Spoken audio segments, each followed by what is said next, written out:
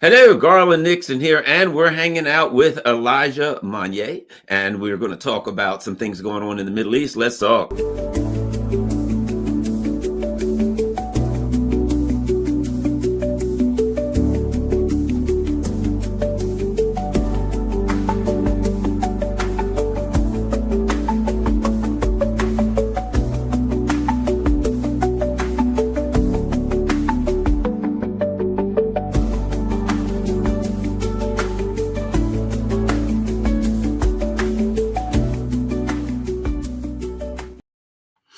Elijah Magnier, he's a veteran war zone correspondent, political analyst with over 35 years of experience covering the Middle East and North Africa. He specializes in real-time reporting of politics, strategic and military planning, terrorism, and counter-terrorism. Elijah, welcome. I've certainly had did interviews with him when I was working with Sputnik and other places, and really value his opinion and analysis. Elijah, welcome to my humble YouTube channel. Thank you for having me. So let's get started. Let me start by showing people, this is important. Another website when people say, oh, well, Garland, where do you learn things? How do you figure out what the heck's going on? Well, this is one. It's E.J. Magnier. His name is Elijah J. Magnier. EJMagnier.com, another website that I recommend. And as you can see, it's in various languages. In English, and what languages do you usually have your articles in, Elijah? German, Dutch, French, Italian, Spanish, and English, of course. Wow! So it's a great resource, and for those around the EU and around the world who speak various languages. There you go. So let's start with your latest article, which I think is very important article, and something that I have my thoughts on. But I have some questions. Why Iran and the U.S. are still deeply divided over a new nuclear deal. And that actually also gets us involved in the first article that you had a while back. The U.S. can no longer dictate terms to Iran. But let's start with why Iran and the U.S. are so divided over a new nuclear deal. If we listen to what the Americans are saying, there is always a contradiction in their delivery of the message. First, they say, we don't want Iran to have a nuclear weapon. We're not going to allow Iran to have a nuclear weapon. And Iran is saying, I don't want to have a nuclear weapon. Therefore, they're both on a common ground here, and they both agree. Then very recently, we hear the Americans saying, well, Iran is not going to be allowed to enrich even 1% uranium. And this is where the differences are. Because Iran cannot accept the American dictate where Iran is not allowed to enrich uranium. Because according to the JCPOA, which we can say that is dead, because there is a new deal now, it's going to be formulated, Iran is allowed to enrich 3.67% of uranium, but it can enrich up to 20% for medical and scientific research. Therefore, all that needs to be monitored very carefully by the Atomic Energy Organization, and Iran is ready even to suspend the enrichment uranium because it has a lot of quantity that has been accumulated since 2019, a year after when Donald Trump in his first term broke the deal and just throw it in a bin. And Iran, this is a year after, started to increase the enrichment and has gone to 60%. And Iran needs 90% to make nuclear bomb, but never crossed that limit because it's not interested in producing nuclear bomb unless it is threatened to be bombed, and it is bombed in its nuclear reactors and facilities. And this is where Iran again said, if you're going to destroy my nuclear program, then I'm going to make a bomb. But so far, Iran is saying, well, I don't want to bomb, and I am ready to open the doors of all nuclear facilities for the Americans and for the international monitoring personnel and the United Nations organization to inspect on regular basis without warning any side they don't want. And this is what they have been doing for the last years. Now, if the Americans insist on the fact that Iran cannot produce uranium, then there is no deal. Well, what the other part too, and I think this is left out, and to me, it's something. Everybody does things their own way. I guess the Iranians have their reasons, but to me, what should be shoved down the Americans' throat constantly is this. And I'm sure you reported on this. I know I did. A U.S. intelligence assessment just 2 months ago, again, and it's done it every year since like 2008. A U.S. intelligence assessment said the United States intelligence agencies assessed that Iran is not trying to weaponize its nuclear program. And I know you're familiar with this reporting, and it's reported everywhere. I could search it right now; it would pop up all over the place, right? So we have, of the usual Netanyahu saying, the usual, oh, Iran's, 2 minutes away, 2 seconds away from a nuclear bomb. The U.S. saying we've got to stop Iran from getting a nuclear bomb. And to me, if I was Iran, I would say, you need to go over and talk to your CIA chief. You have a contradiction. Your own government is saying to you, they're not trying to weaponize their program. And you're coming to me saying, we don't want you to weaponize your program. Why don't you go across the hall and talk to your intelligence chief? I think your dispute is not with me. It's with your intelligence chief. What do you think of that, EJ? Well, there is some base for that claim. It's because before 2015, the Israeli intelligence services came up with a report that Iran is indeed enriching uranium in secrecy, and its program is a military program. But Barack Obama did not take this report seriously because it wasn't serious. And the CIA emphasizes on the fact that Iran actually is not making the bomb. Now, if we look at the geopolitics and what's happening around the world, we know that Russia is the country that has the most nuclear bombs around the world. And not one nuclear bomb has been used from Russia during its war against Ukraine. We have seen also how Korea is not also using its nuclear arsenal, and no nuclear country in the world, except the Americans, have ever used nuclear weapons, at the exception of against Hiroshima and Nagasaki during the Second World War. Unnecessary crime. So Iran understood that this ballistic missile is much more important than any nuclear bomb. Today, Israel is incapable of controlling Gaza after more than 595 days, and it has hundreds of nuclear warheads. Therefore, the nuclear capability is costly, it is not necessary, and there is no point in waving the card of nuclear weapons when, in exchange, the Americans can lift the sanctions on Iran, relieve Iran from all this heavy weight on its economy, if the Americans are sincere. That is a problem. Now, there is no point for the two sides to trust one another. This is why there is a deal in between countries. It is not based on trust, it's based on agreement. The Americans are saying, we want the guarantee that you're not going to make a bomb. And Iran is saying, I don't want to make a bomb. You don't need to trust me. Come in and inspect. Wherever you want to go, you open any door, and any information that you have access without warning. And this is what the inspectors have been doing.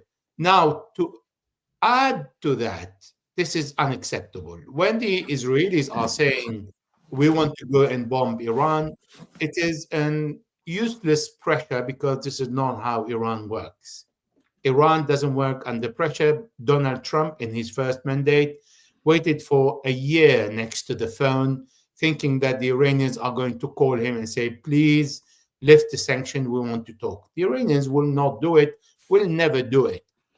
If the Americans want to have a dignified deal with the Iranians, get to the point where they are very happy with the fact that Iran is not going to make a bomb, Iran is ready to deliver this on the condition that the Americans will lift all the sanctions.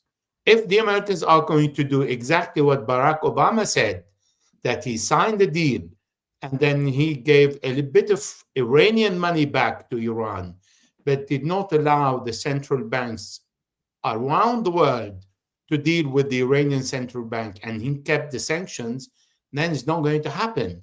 This is where the Iranians are asking a guarantee for a period of time to to trust the measures that the Americans are going to be put in place, not to trust the Americans, but to trust the measures, and if these measures are going to be implemented according to the agreements. Yes, I'm in agreement with you in that, the old sports saying, you are what your record says you are, and in that instance, the United States' record, but even, I mean, we don't have to go outside of the Middle East with Iran. They make a deal. They don't keep up their agreement from the beginning. They arbitrarily leave the deal, and they tell Iran, even though we never kept our side we never kept our agreement, and we dropped out of the deal, you still have to stay in it. So they have not been good faith actors, which I don't believe, as Sergei Lavrov said, I think they're agreement incapable. But now I think, in my opinion, even let's say for the sake of argument, there is an agreement, which doesn't seem like there will be, but let's say there is one. I think Iran has to do what the old money in hand deal, where you make a business deal with someone and you say to them, I think I'll be needing the money up front. I think Iran has to say, in order to execute the deal, if let's say they got a deal. Okay, we've got to allow you in to do this, this, and that, and you've got to you're going to drop the sanctions, right? Correct. The deal is executed when the sanctions are dropped. You know what I mean? No, we don't start by doing our side.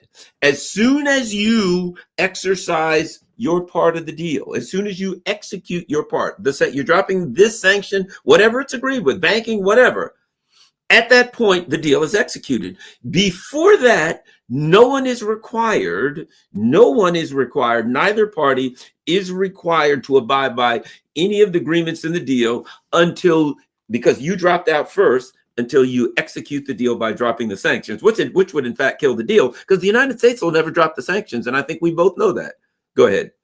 Now you're talking out of fairness, but Iran is ready to go more than that and go to another stretch.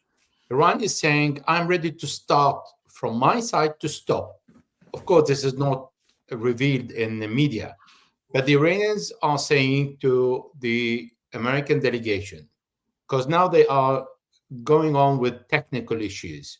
So how many percentage, which kind of centrifuge need to continue working, in which nuclear site, what are the nuclear sites that are going to be frozen completely, which one are going to be operational, how they're going to inspect, what the frequency, the cameras, etc. They're going into very small details. But the Iranians today are saying, I am ready to start first to stop enriching any percentage of uranium and give you the possibility to start making the first step. Then we regulate the percentage that I am going to produce regularly for my need, and you can monitor that.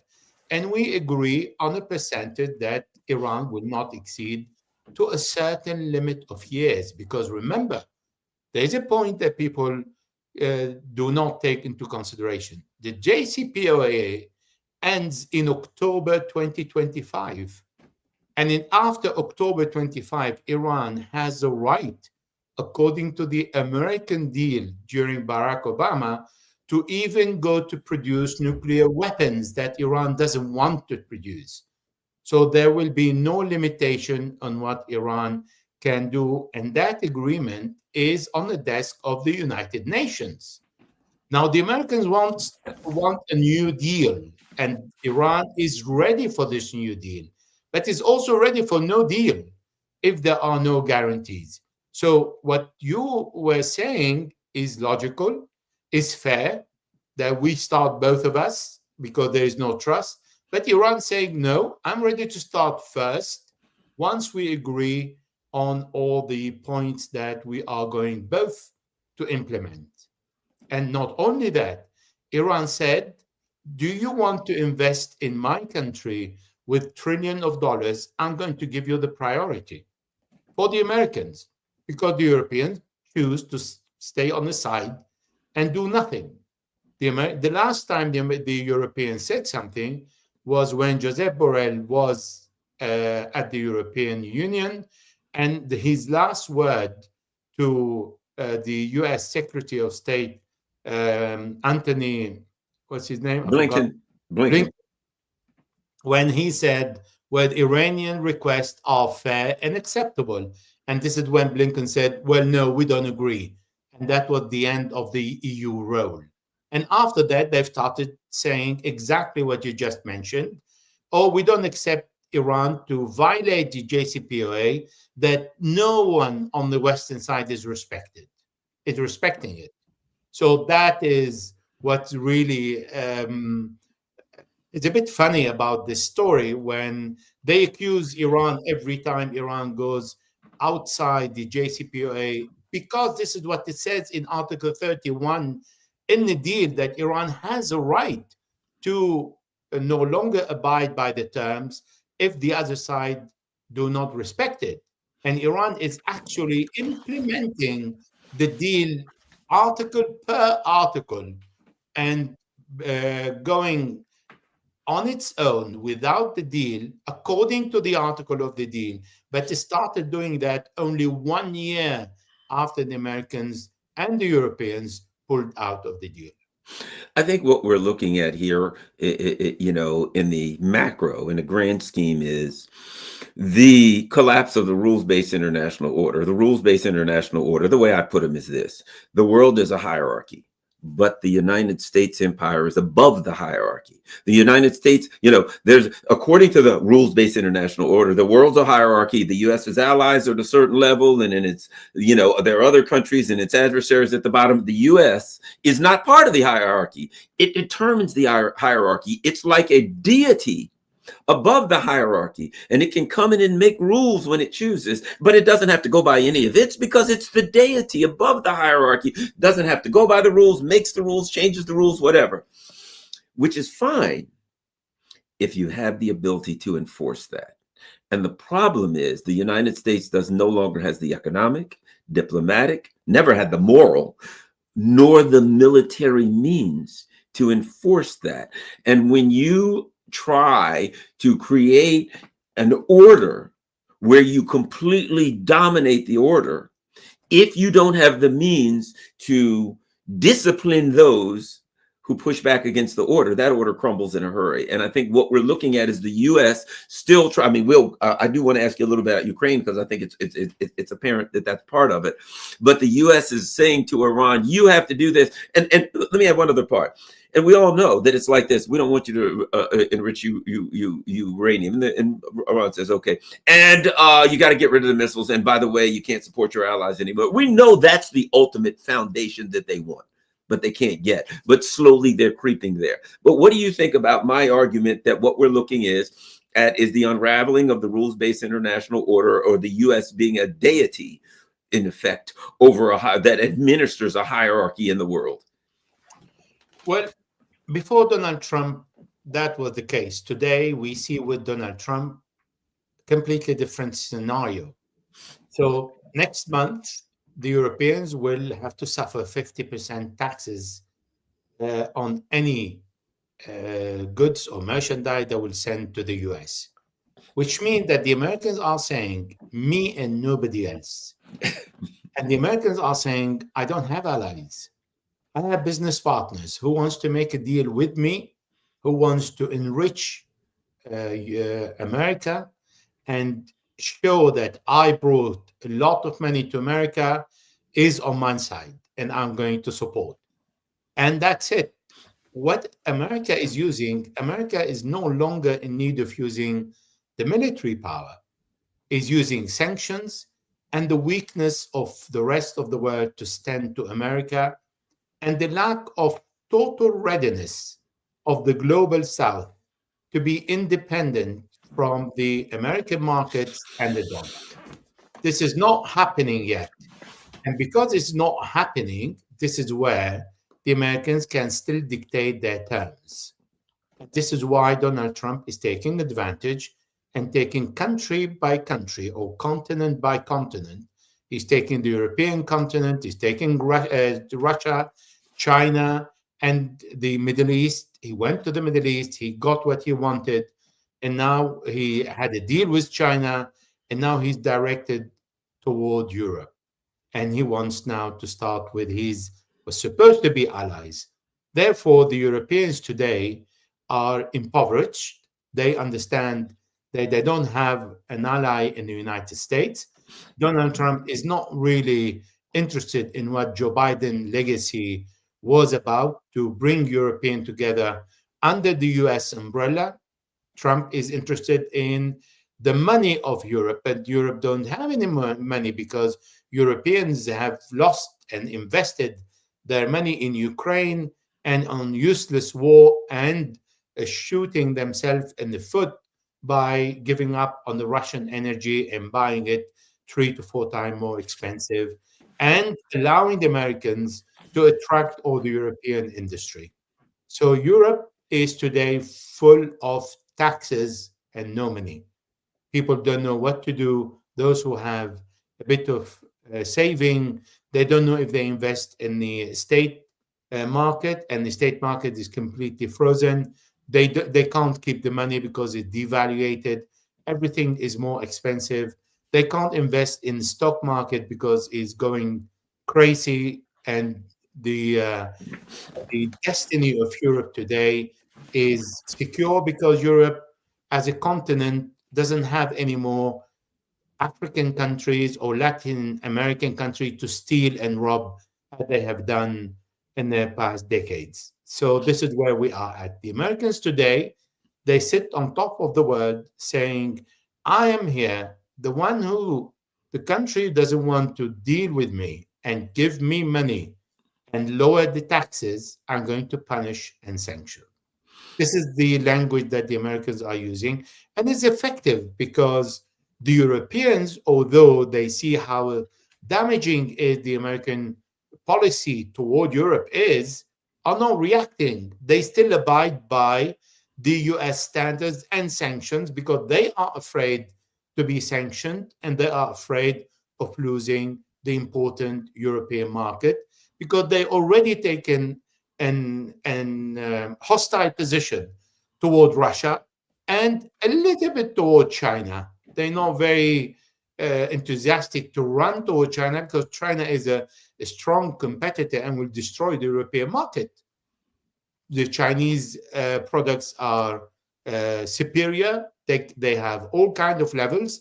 They can give you very cheap but very expensive and still less expensive than the European, and better quality than the European if we're talking about the top Chinese range. So this is where Europe is at, and this is where the Americans are at in really bankrupting the Europeans, unlike the Arabs, because the Arabs, they have oil, they have energy, and they can afford giving to Trump or investing in America in the next 10 years with $2 to $3 trillion. And this is what Trump likes. You know, and I think, and I can swing that back to Iran, because when the U.S. said, okay, we're going to start pushing people around, right, using our economic dominance, and they said, okay, Russia, you're completely sanctioned. Well, Russia grows its own food. Russia has its own industry. Russia provides its own fuel. If you can do all of those things as a country, you're going to be fine. Okay, now we're going to do an economic war with China. Well, we all know that didn't work out real well. But so they're like, we'll go after Iran. The only, really, not the only, but the country that they have been, the region, the economic bloc that they have been successful in, you know, feeding off of, shall we say, ironically, is Europe. But here's the next part. And you wrote an article about it. The U.S. is saying to Iran, you have to do this. We're going to dictate the terms. The United States is unable to dictate the terms to Iran anymore. They could threaten Iran, but everyone who has been honestly evaluating it looks at Iran's military and technological capacity, looks at what happened when the United States tangled with Yemen and ended up, leaving the Red Sea in humiliation. Any reasonable military evaluator will look at that and say the United States can't dictate to Iran anything because Iran is far too militarily. Not that the U.S. isn't powerful at all, but yes, it is. But the United States has to go across the world to fight Iran. Iran sits right there. And it is militarily powerful enough. The United States is unable. I'll put it like this. The U.S. in this, all these people, the United States may attack Iran. The United States is thinking about attacking Iran. I don't think the United States is going to attack Iran because I don't think it has the conventional power to do it. I do not believe they're going to do it. I do believe that Donald Trump knows how bad would I look if I said, let's attack Iran and we got the bloodiest of bloody noses. Donald Trump does not want that. So anyway, your thoughts. The United States is unable to dictate this a deal to Iran. I don't believe that. But what do you think? Look, first of all, in January 2020, when Donald Trump himself ordered the killing of General Qasem Soleimani and Abu Mahdi Mohandes in Iraq, the Iranians were the first country in the world after Pearl Harbor to bomb a United States military base and get away with it. The Iranians did not bomb the base without a perfect awareness that the Americans can and may retaliate.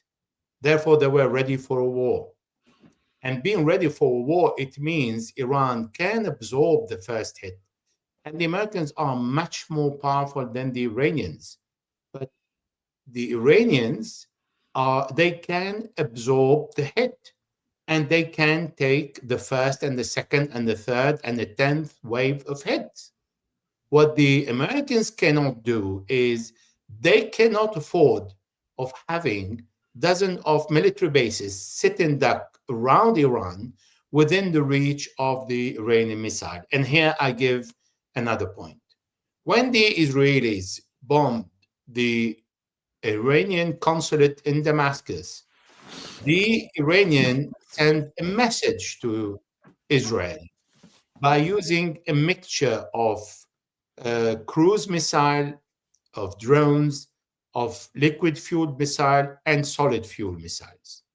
The reason why I'm giving this list is because the drone, they need a long time to cross 1,700 kilometers until they reach their destination. The cruise missiles are very visible and they can be downed by any plane in the air with a surface-to-surface missile and are easy to down. The liquid fuel, they need more than half an hour to an hour to be ready to launch, where they would be visible to all satellites, and therefore the interception missiles can be ready to receive them and most probably intercept them. But the new generation of liquid fuel missiles need minutes to deploy and 7 minutes to reach their target. We have seen how the Yemeni missiles that are still less performance in quality than the latest Iranian hypersonic missiles. And we have seen how Iran, in the retaliation on Israel, sent between 200 to 300 hypersonic missiles, and most of them reached their destination because they were not shot at different targets, but only very specific targets. So they were really overwhelming the Israeli interception missile, and this is why the Americans sent the third interception missile to be able to intercept the Yemeni one single missile. So can you imagine a corridor of 200 or 100 missiles all in one place? How many interception missiles can be alerted, put in function, and they can down how many of these 100 or 200 missiles? 10, 20%? No more. We're talking about hypersonic missiles. We're not talking about a rocket that is going nowhere or a missile that is a primitive or first generation. Therefore, the Iranians can accept the destruction of some of even all of their nuclear sites, because the knowledge is in their head. you cannot destroy the nuclear knowledge of the Iranians. However, Iran can flood the Israeli and the American interception missiles if they want to attack Iran. Therefore, Iran is in a strong position to retaliate and to absorb the hits, no matter how painful they are. But the Israelis and the Americans are not ready to absorb the Iranian hit. That is the difference. And this is why I fully agree with you. The Americans cannot venture to attack Iran, and Benjamin Netanyahu cannot attack Iran and lose everything what he thinks he has capitalized on in destroying some of the capacity of Hezbollah, in destroying Gaza, in bombing a bit Yemen. And my last point is, if Iran is attacked, Iran is in control of the Strait of Hormuz. 19 to 20% of the world energy crosses that passage.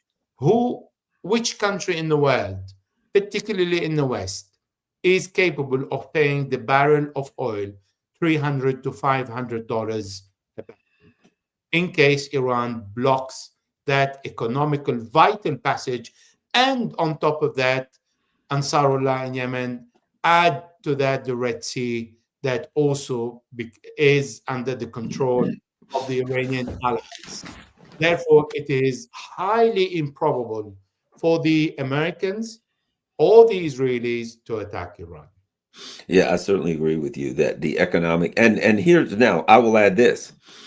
While Donald Trump ostensibly heads the empire, he has his internal enemies. And Donald Trump has a coalition that he has to hold together. You know, people forget that Donald Trump's not the king. He's not it may be an empire, but he's not the emperor. And he has a coalition. And I don't know if you have been paying attention, but some of the leading members of his coalition, when there was talk of attacking Iran, were tweeting, "Hey, this is not what we voted for. Hey, we didn't vote for attacking Iran for another country." There are rumblings in his coalition, and that were he to attack Iran, number one, the soldiers would be lost. It would be a debacle, and the economic repercussions would be severe, which would infuriate people. Because one of the reasons that some people voted for him was certainly economics and problems in the United States. But his coalition may likely, I would say, even likely, because a lot of people in his coalition didn't want war. They wanted Donald Trump to end some wars, and they voted for him, and he said he would. Okay. If he were to attack Iran, his coalition would collapse, and his presidency from a political standpoint in the United States would effectively end. There is one side of that, though.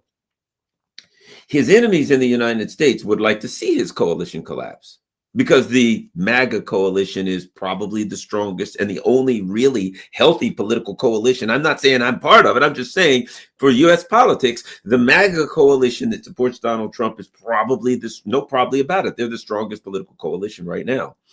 And the traditional neocons would love to see that coalition collapse, even if who cares? A, they'd love to attack Iran, and B, they'd love to see his coalition collapse. So I think Donald Trump probably understands that his enemies in the United States wouldn't have a problem with the problems from the war, because they would get an additional bonus in it, and then they would get to wipe out his, or at least fragment, break up, seriously damage his coalition. Your thoughts, Elijah? I think Donald Trump tried to test if he can attack Iran, if that is an option. And the way he did it is by attacking Yemen. He said, Joe Biden is an nincompoop. I'm going to do the job that he failed to do. Because Joe Biden tried with the coalition to bomb the hell out of Yemen, and he failed. So what happened is that he went to bomb Yemen. And after a bit more than 1 month, something unexpected, unprecedented, and unusual happened. What happened is the Americans said, we spent over $1 billion. We spent over, I don't know how much they spent. They spent a lot of money in bombing Yemen. They said they were engaged with the Yemeni, and the Yemeni engaged the American fleet. In the sea, the Americans lost several planes, including jets, not only drones. They've lost 9 of their most expensive drones. And Yemen continue fighting every single day and simultaneously sending missiles on Israel. The American unprecedented move is to tell Ansarullah, okay, we stop the war here, we go home, and we're not concerned what you do with Israel. That is unheard of. For the Americans to say, we are concerned about our own safety only, and for Ansarullah to launch a missile during the negotiation, the day they announce the negotiation and the day after the announcement, that is also a message from Ansarullah to Israel by saying, you and I are in the war, and this war will stop only when you stop committing war crime against humanity, and collective punishment, and you lift the siege on Gaza. The deal is very clear. What Donald Trump said, and before him Joe Biden, is false. They both lied. And Ansarullah are opening the maritime passage of the Red Sea to all ships, at the exception of the Israeli merchandise and ships, only when Israel imposed a humanitarian siege on Gaza and nothing else. So if the Israelis lift the humanitarian siege on Gaza, Ansarullah will stop. So they don't need to continue. Because Donald Trump failed with the Yemeni, the poorest country in the world, the country that is sending only 1 or 2 and now is sending 3 missiles on Israel, because Ansarullah are aware that the Israelis are opening the passage for a very limited humanitarian access to Gaza. So they want to make sure that the Israelis will always remember what Yemen did to them, sending millions of Israelis to shelters several times per day before the siege is lifted. But this is where I say Donald Trump tried with Yemen, the weakest country in the area. And we're talking about Iran and the capability of Iran that is not comparable to the capability of Yemen. Therefore, if America failed in Yemen, this is the best example Donald Trump can show to his enemies and his friends and say, look, we did not succeed here. I, as a businessman, see a very bad idea to go and impose a blockage on the maritime traffic against Iran and start a war that's going to cost us trillions of dollars. We don't have the money, and I'm here to make sure that I'm bringing money to the US. So it's contradict his objectives. This is why there is no war. Yes, and I don't know where it's going, but I don't believe the United States has the capacity to attack Iran. And I mean, in that, yes, they can attack Iran. So a lot of the missiles will be shot down. If their planes go in, they know some of their planes will be shot down. There just would be too many problems. As they say, the squeeze wouldn't be worth the juice. Let me ask you this, since you are you cover a lot of things. I was wondering if you had a comment on what's happening in the Sahel region, particularly with Ibrahim Traore and Burkina Faso. Is that something you've been following? I hate to just throw it out of the blue. About who? Sorry? Ibrahim Traore and the Burkina Faso, the Sahel region. Is that something you've been covering? No, Burkina Faso, I'm not. Okay, well, let's do this then. Since you are in Europe, your thought on the current state of things with state of affairs. It's interesting with Ukraine, very interesting in that there's a fight within NATO. To me, the story is not as much Ukraine right now. We know what's going on. We can see what's going on, but there's a fight inside of NATO where, Donald Trump and there's certain people in NATO. Then you have factions breaking up in Slovakia and, in Hungary, etc. And NATO is in a big flux. Do you have thoughts on certainly true that while the focus the state of affairs with NATO?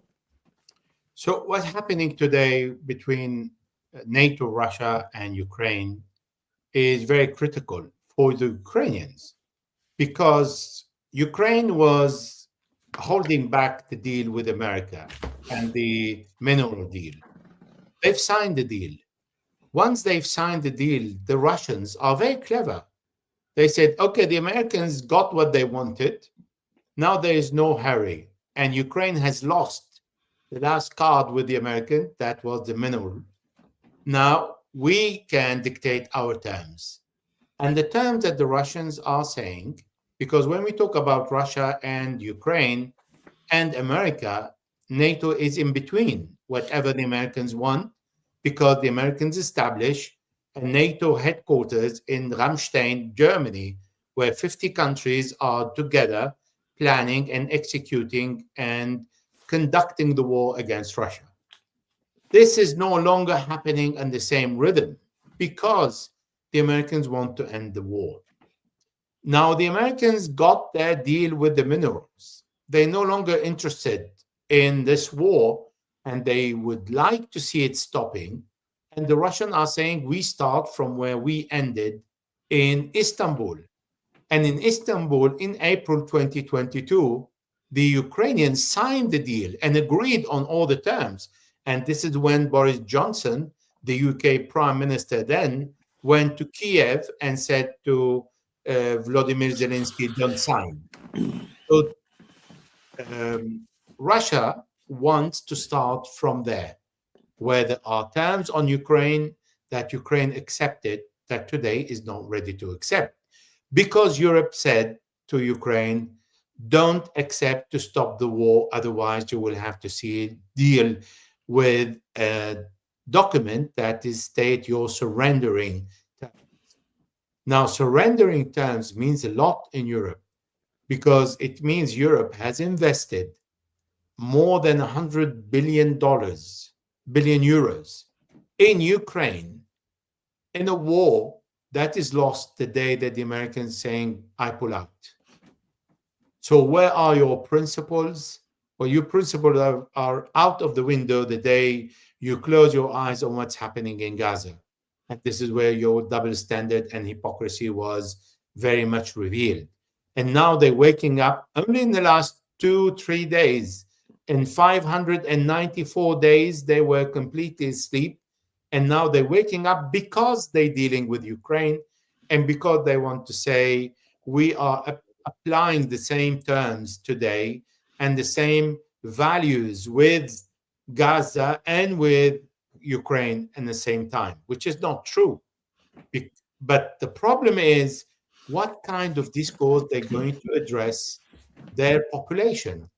How NATO today is useful when the Americans are no longer saying NATO is to bring all the Europeans together under my umbrella and I will send you to war. Donald Trump doesn't want to go to war and doesn't want to continue the war. And the Europeans are imposing sanctions and continue imposing sanctions on Russia, including the energy, and they are in need of energy. And if they lift the sanction, are they going to stop buying of the gas from the United States? Where they have another dilemma with Trump, who's going to say, what are you doing? I want your money and I want you to buy my gas, not the Russian gas. Because Donald Trump was against Nord Stream 2 between Germany and Russia, even in his first term. So this is where Europe is caught and NATO with it, because NATO is a military arm of the United States. And under it, there are all the small players that are called European and other allies, Australia and all the others. But the NATO today doesn't have a function as long as the president of the United States doesn't want to go to war, doesn't want to go to war with China, and doesn't want to strangle China with Taiwan and provoke it, or with Philippines. This is what Joe Biden was doing, but not Donald Trump.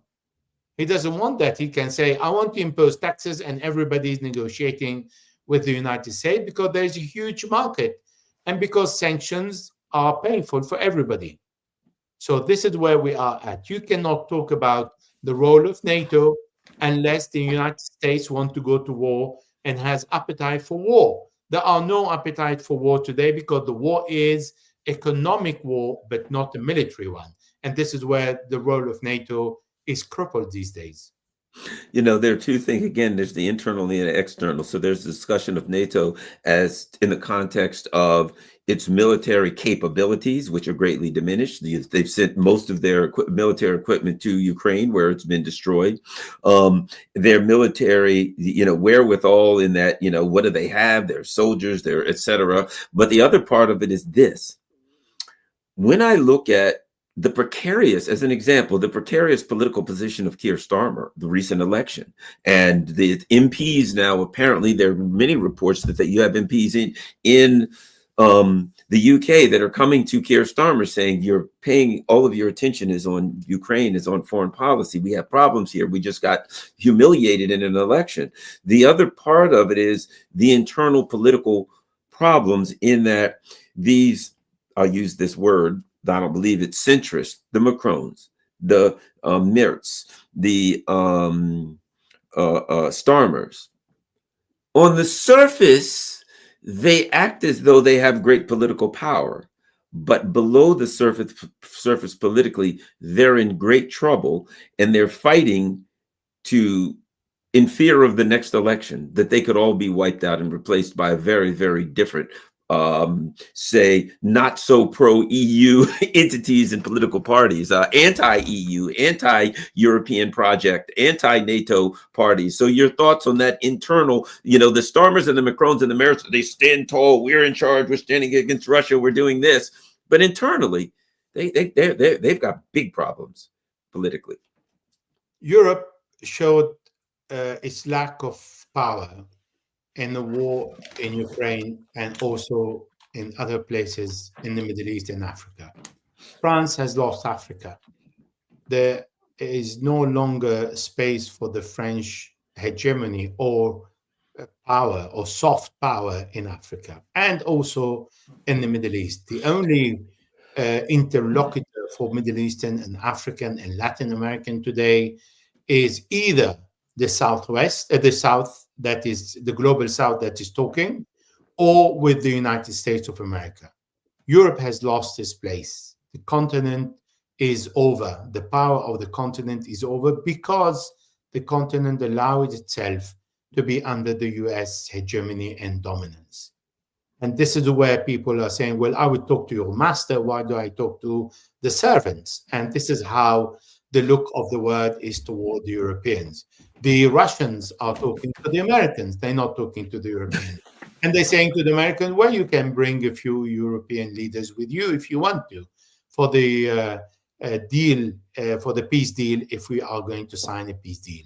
So it's just kind of courtesy to bring few European leaders as a kind of a small bouquet with the United States president that is going to bring with him are the European leaders. This is where we are at. Even in Europe, Europe doesn't know what to do. You look at Italy, for example, Giorgia Meloni came and he said, I want to stop this. I don't want to be involved in that. And once in power, she changed. Emmanuel Macron did the same because geopolitics imposed something completely different. You cannot act on your own. The power in Europe was in the hand of Germany and then in the hand of France. And then France and Germany start dividing the power. Now both they fell, and now it's Italy. So even Italy is not that strong. And now everybody is weak. Nobody is strong.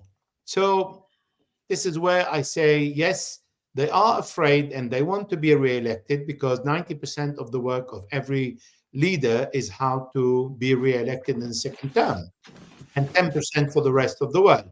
So for now, the economy is doing very bad. And this is what Europeans look at in the first place.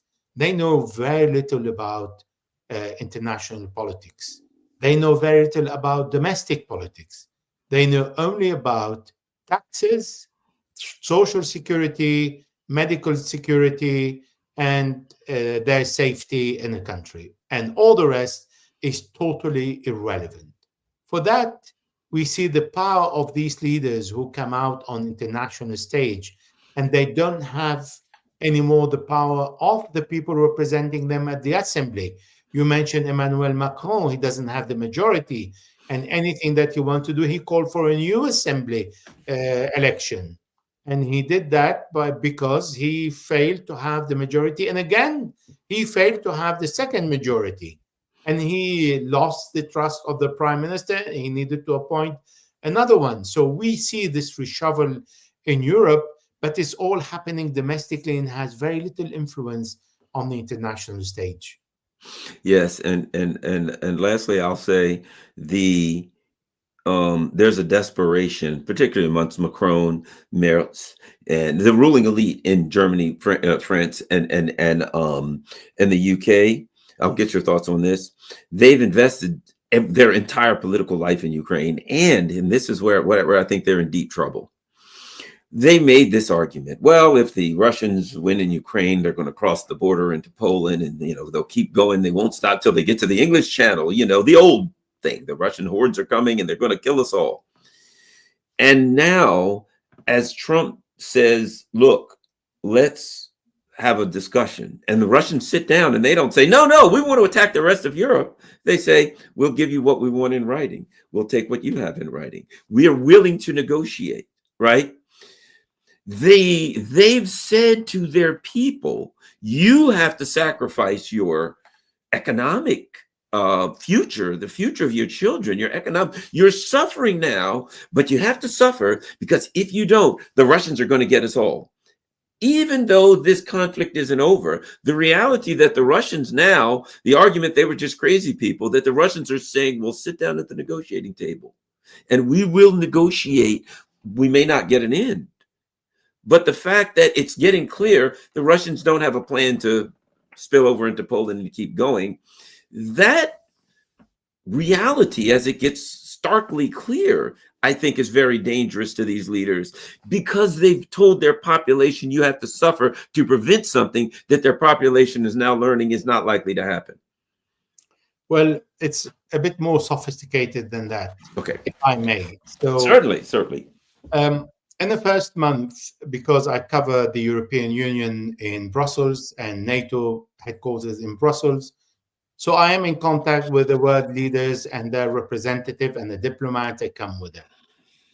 The idea, when I said at the beginning of this interview, I said there are no other places for the European to steal, is because if we look at the history, the First World War started a difference between Germany and France over who controls what part of Africa and what is left for Germany to steal from the African. And the Germans felt that the French took the biggest part and they have a very little. And Belgium went to Congo. Leopold said, Congo is mine, I'm going to steal it. And the Belgian, they can go and steal it. So each country in Europe had its share. Now, the Second World War came because the French imposed heavy sanctions on the German, and the Germans preferred to go to war once they built their power.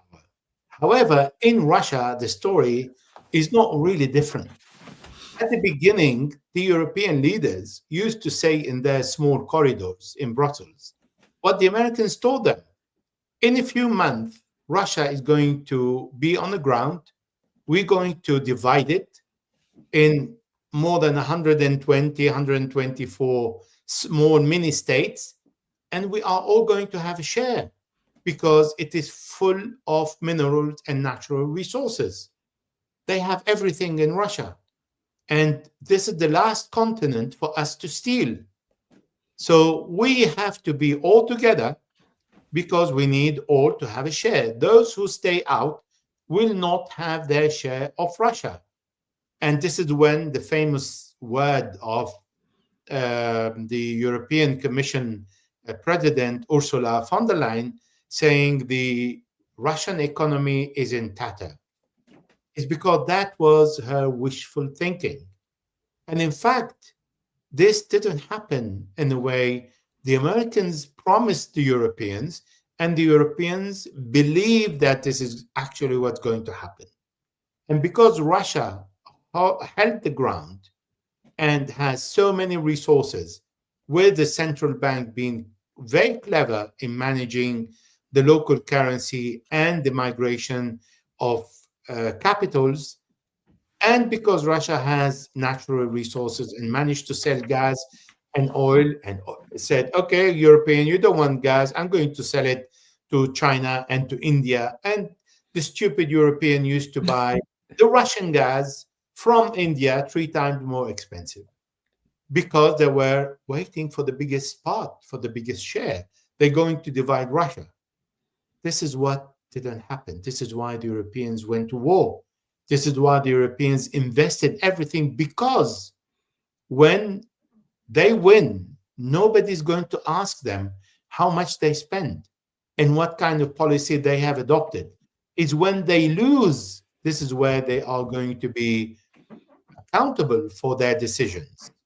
And now they've lost because the Americans are saying, we want a deal to happen. The Ukrainians are begging for a deal, and Russia saying, no, not now. I want to see the terms. I want to start where we finished in Istanbul, when Ukraine surrendered, when Ukraine said how many tanks they can have, when Ukraine said how many troops they can have on the ground close to the borders, when Ukraine would say Crimea and all the 4 provinces are no longer mine. This is where the Russian wants to start. Which is a total humiliation for the Joe Biden administration that's no longer there, and all those who supported the war against Russia, the whole European country, at the exception of Viktor Orban, who stayed out, and for Ukraine, that is the biggest loser of all. Not only they've lost 4 provinces in Crimea, but they've lost also now all their minerals to the Americans. So they are left with nothing. And Europeans are saying, well, without the Americans, we can't do anything. And now we need to look after ourselves. And we need to see what we can save of our kingdom, not yours, Ukraine. So this is where we are. Well, it's interesting because what we hear from, before we go, we've got 3 minutes, it looks like, but the question before, certainly, Zelensky, appears to me, represents, the British intelligence. That's my opinion. But whatever the case may be, that's, arguable. But one of the things you said is the Ukrainians want a deal, but it appears that the leadership in Kiev is outright hostile to Russia and to any deal and to any rationality. There's the irrational element of the leadership in Kiev. What do you think about that? And how does can that be resolved? Well, look, Russia doesn't trust Zelensky and doesn't trust the Europeans for a simple reason. Not because Russia doesn't want to trust them, it's because the Europeans told Russia that we cannot be trusted. This is what François Hollande, the French president, said, and Merkel, the German chancellor, when they said, actually, the 2014 Minsk I and Minsk II deal were signed in a bad faith. We just wanted the time to rearm Ukraine. And this is why Russia is saying, I don't trust you because you told me not to trust you. So when the Ukrainians are going with the Europeans saying, we want a deal, we want a ceasefire for 30 days today, why would Russia agree on a ceasefire with no other terms added and conditions with the ceasefire that is going to be the base of the end of the war? Because Russia listened to the Europeans who are saying that they are untrustworthy. Therefore, Russia doesn't have any reason to sign a deal with Ukraine unless Ukraine signed the deal of Istanbul, April 2022. That is a surrender deal. And this is where Russia is taking Ukraine. Otherwise, the war will continue. Now, if the war continues, the problem here is major. Who is going to invest in this war? If the Americans are saying, I don't want to pay any money, I can help you with European money to continue the war. And Europeans say, Well, at any moment, Donald Trump can drop us, which is true, because he doesn't want the war. And he's rendering a service to the Europeans, saying, okay, you want to be more impoverished? I'm ready to see you shooting yourself in the head after you shot yourself in the foot. You want to continue the war? Continue. It's going to be at the end around the negotiation table, and Ukraine will have to give up on the territory that they have lost in military combat. So this is where, unfortunately, Ukraine is at this moment in a position where they listened to the European from the beginning and did not want to stop the war. Yeah, well, thank you very much. I certainly appreciate it. And once again, I'll show everyone Elijah's website. It's a very important website. If I can get this thing to work here. Give me a second here. Ready? There we go. Okay. This is Elijah's website. It's ejmagnier.com, and it's in several languages, and he covers Middle East politics, but he also covers some other things, some politics around the world, but he's doing a lot of work on what's happening in the Middle East, Yemen and Gaza, etc. I really appreciate the work that you do. You know, I follow your site, and I recommend everyone else go there and become a part of the site, subscribe to it, and you'll certainly be able to keep up with what's going on as I am. EJ, thank you very much. And you know, I certainly, you know, I'll contact you again in the next week or two, and hopefully we can get together again. I've learned a lot. Yeah, thank you very much. And you're, what area are you in Europe? Well, now I am in France, but I live in Brussels. And the last time we met in Venezuela, you and I. Yes, that was great. All right, thank you very much, and I'll talk to you soon. Okay, all the best. All right, thank you, everyone. Don't forget, follow me on Rockfin. I'm on all of these shows are also on Rockfin. Follow me on Rumble. All of these shows are also on Rumble. Follow me on Telegram. You can see everything going across at the bottom. All of the places you can contact me, Substack, etc. And I have a PO box there if anyone wants to just mail me a letter or a donation or a book or anything like that.